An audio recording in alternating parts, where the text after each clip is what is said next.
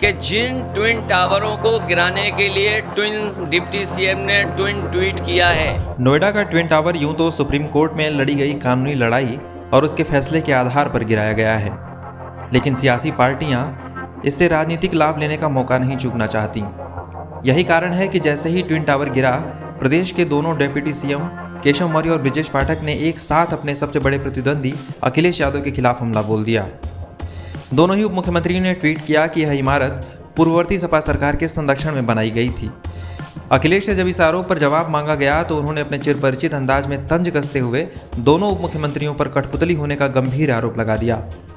इतना ही नहीं, इसके साथ ही वह केशव मौर्य के जरिए पिछला कार्ड खेलने से भी नहीं चूके। क्या है पूरा मामला, विस्तार से समझाते हैं। सुप्रीम कोर्ट के आदेश के बाद 28 अगस्त यानी कि रविवार को नोएडा का सुपरटेक ट्विन टावर 3700 किलो विस्फोटकों की मदद से ध्वस्त कर दिया गया। इतनी ऊंची इमारत को ध्वस्त होते देखने के लिए पूरा देश टीवी के सामने बैठा था।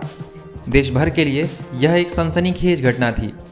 प्रदेश में सत्ताधारी बीजेपी को लगा कि ट्विन टावर के जरिए वह अपने राजनीतिक प्रतिद्वंदियों पर तगड़ा निशाना साध सकती है, क्योंकि जनता का ध्यान अभी इस पूरी घटना पर अपनी तीव्रता के साथ केंद्रित है।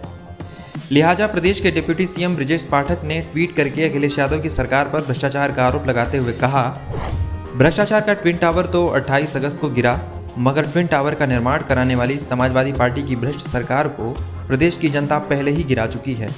2014, 17, 19 और 22 इसके प्रतीक हैं। इसके पहले भी उन्होंने एक ट्वीट किया था जिसमें उन्होंने कहा था, भ्रष्टाचार पर भाजपा का प्रहार जारी, सपा सरकार के संरक्षण में नोएडा में भ्रष्टाचारियों द्वारा बनाई गई कुतुब मीनार से भी ऊंची भ्रष्टाचार की इमारत 9 सेकंड में जमी दोज। मुद्दा गर्म था तो केशव मौर्य भी पीछे क्यों रहते। उन्होंने भी ट्विन टावर पर ट्वीट किया और सिर्फ अखिलेश पर निशाना ही नहीं साधा, बल्कि एक कदम आगे बढ़ते हुए योगी सरकार की जय जयकार भी कर दी।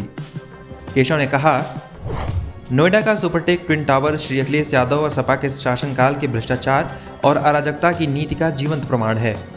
आज मुख्यमंत्री श्री योगी आदित्यनाथ जी के नेतृत्व में भाजपा की सरकार में सपा के भ्रष्टाचार की इमारत ढहेगी। यह है न्याय, यही है सुशासन। दोनों उप मुख्यमंत्रियों के हमलों पर अखिलेश से जवाब मांगा जाने लगा। ऐसे में अखिलेश ने अपने व्यंग भरे अंदाज वाले बयान से बीजेपी की चुटकी लेते हुए कहा कि दोनों उप मुख्यमंत्रियों का ट्वीट एक जैसा यानी कि ट्विन ट्वीट था। उन्होंने आरोप लगाया कि दोनों ही मंत्रियों के बयान दिल्ली से लिख कर आए थे, जिसको उन्होंने बस लोगों के सामने पेश कर दिया है।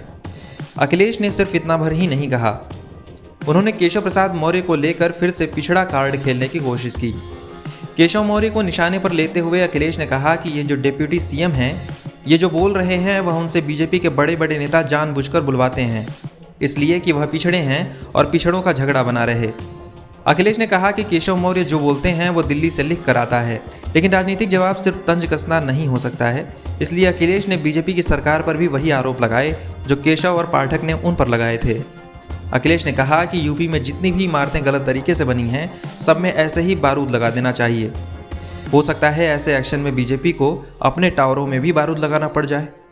बिल्डिंग लॉज के बिना टावर बने हुए इसी कंपनी को हायर करके या दूसरी कंपनी हायर करके सब में बारूद लगा देना चाहिए, और पता लगेगा कि हो सकता है इनके अपने भी टावर ऐसे बने हो जो इल्लीगल हों, और हो सकता है इन्हें अपने टावरों में भी यही कंपनी से बारूद लगवाना पड़ेगा।